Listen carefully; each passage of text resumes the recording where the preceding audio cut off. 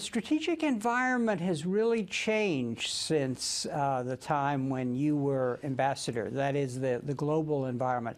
What do you see as the most important changes? The Cold War, well, first during World War II, Canada and the United States formed a defense alliance, a relationship. William Lyon Mackenzie King, the Canadian Prime Minister, Franklin Roosevelt, and we developed a joint approach to the defense of North America. After the war, you had the Cold War, and many perhaps are too young now to remember, but the Cold War was quite unique because I think it was an existential threat to the United States. The Soviet Union had the capacity to destroy the United States. No other country has had that. And that meant that our defense relationship deepened a great deal. And so we formed a defense sharing arrangements. We formed NORAD, a defense arrangement. We were close allies in NATO. And the result was, I think, that Canada had virtually a unique relationship with the United States. We've always shared common values, common history, common border, but the Cold War brought us into a unique relationship. When the Cold War ended, there was no enemy anymore. And a curious thing happened, and it's called 9/11. And 9/11 reintroduced the notion of vulnerability to the United States, I believe. In this case, though, for whatever the reason, Canada was seen not as a point of strength in terms of United States security, but a point of weakness. And the result was the border began to thicken. And so I think the relationship has changed. And I don't think it's changed necessarily for the better, because it become an obstacle to our commerce, the movement of peoples and goods. So that. And so that the economic dependence of Canada on the United States, which in a way depends on that open border, becomes an apparent vulnerability to those people who manage homeland security and national security in the United States. I think that's what's happened. Because of during this period of our Cold War, we went very far towards economic integration, the two countries. And so we went along quite far under the old GATT rules, and during this period of our history, to a very closely integrated relationship with the United States. The border became irrelevant. We developed something called the Auto Pact, which brought about the production of all North American automobiles by General Motors, Ford, Kreisler, on both sides of the border. So many of our industrial products would cross the border 5, 6, 7 times back and forth to produce the finished goods. So when you resurrect, the border was really more and more irrelevant. Now, when you reimpose the border, when you reinvent the border, it goes right through the heart of a joint industrial production, just-in-time production. And this is very disruptive. So, as you say, we negotiated a free trade agreement. We negotiated an absolutely path-binding agreement on the environment, the Acid Rain Accord. And that deep, deep sense of the importance of Canada, we call it maybe a romantic view, but deep, deep sense, I think is gone. And I don't sense in Washington today, I don't sense any particular view or appreciation of the strategic importance of the relationship. I don't sense it. I don't know that maybe it's there, but there doesn't seem to be any evidence that it's there. Why would you reconstruct the border if you want to bring our two countries, keep them as close together as possible? As Janet Neapolitano, who is the Secretary of the Interior, said a few months ago, we need to make this a real border. It's got to be a real border. Well, I think the opposite. It should be a non-border. And that was the philosophy and attitude of Franklin Roosevelt and of Ronald Reagan and most American presidents and administrations. We did all we could to make it as least disruptive factor as possible. So I don't sense that there is a strategic view of the importance of Canada. And I find that very, very bizarre, to tell you the truth. Canada is a foreign power. We can't contribute to the campaigns of any congressmen or senators.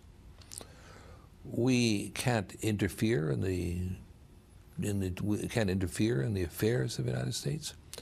We have to be very circumspect.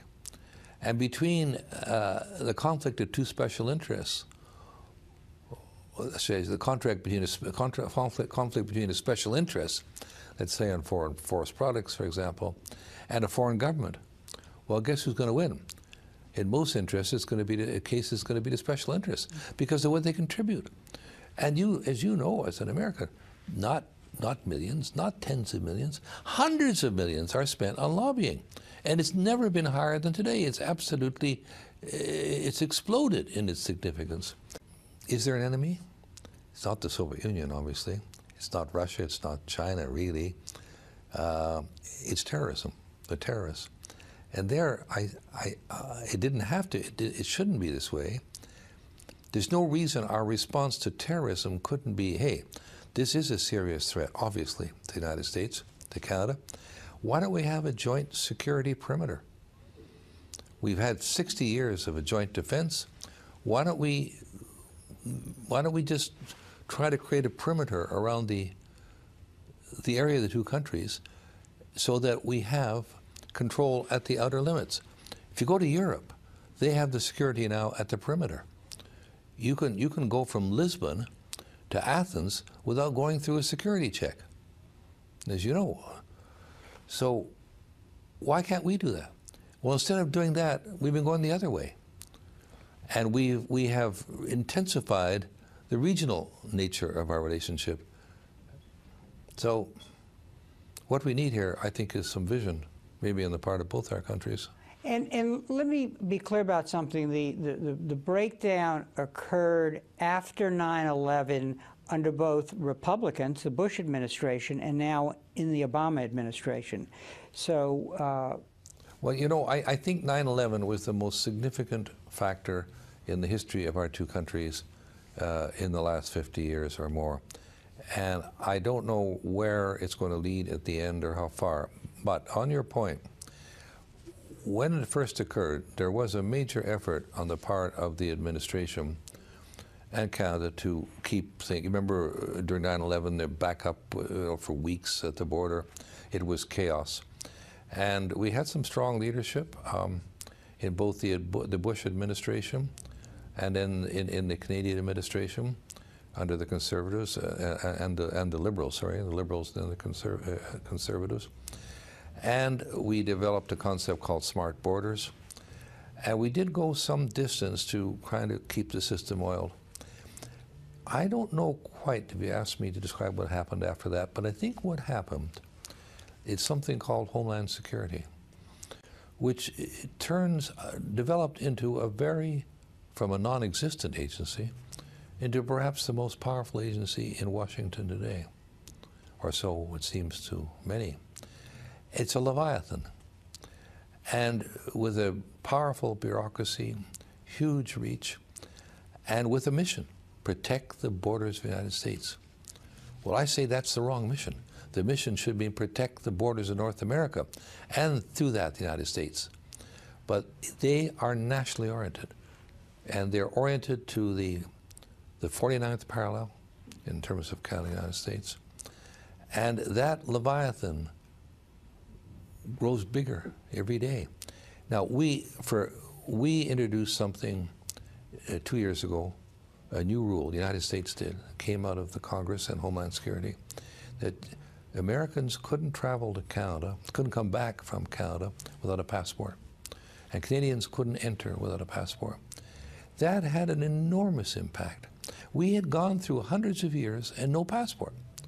So that border barely, it wasn't on our consciousness. And as a result, the economy developed on both sides, the integration began. And now with this highly powerful agency devoted to making the United States safe, and in the knowledge, and surely it's understandable in the sense, that any terrorist activity in the United States today that occurred would be terrifying. The way to go was not to reinvent or reconstruct a wall across our continent. So it was a movement of away from forces that are committed to globalization, open borders, economic efficiency, to people focused on matters of policing and keeping out the terrorists. I think that's right. I think that's what's happened. Although, if you go back earlier on to 9/11 and then the smart border concept, there was an initiative on the part of President Bush, and it was called the Security and Prosperity Partnership. And they had their first meeting of the three leaders, the President of Mexico, United States, the Prime Minister of Canada, in Waco, Texas. And this was called the SPP initiative. And conceptually, it was correct. They said, well, we have to have security, but we can't let it undermine our partnership, our economic partnership. So conceptually, it was right.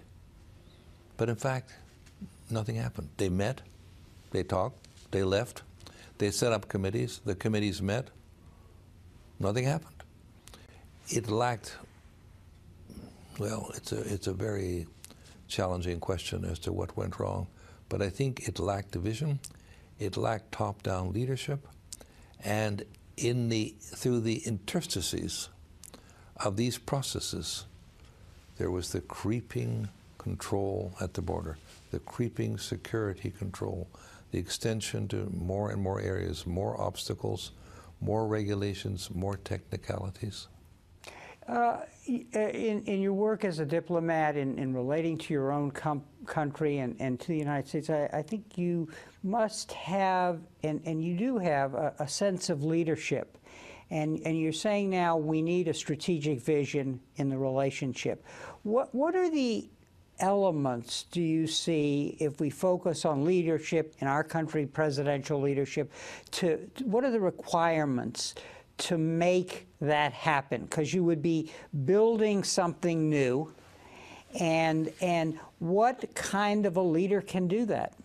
If Canada were to propose, which I think it should, now, that the two countries enter into an agreement to have a single economic space and a single single security space, I don't think there's any interest in Washington. I don't see it. Possibly I'm wrong, but I don't see it. If you look at Ottawa, well, there are many Canadians that think we've gone too far in our relationship with the United States. We're too dependent. We need to diversify. We need new markets, that we can't rely on the United States. We had this free trade agreement and it was good, but we now have a creeping new tariffs coming in through these border obstacles. We had demonstrations of the fallibility of our dispute settlement mechanism in dealing with these enormously complex and decade-long dispute over forest products. That the United States may be our best friend, but nevertheless, our access to their market is facing increasing obstacles, and that we should reduce our dependence on the United States. And if we enter into an agreement to pursue a single economic space like in Europe, we'll become more dependent. At least that's a view. I don't share it, but it's a view.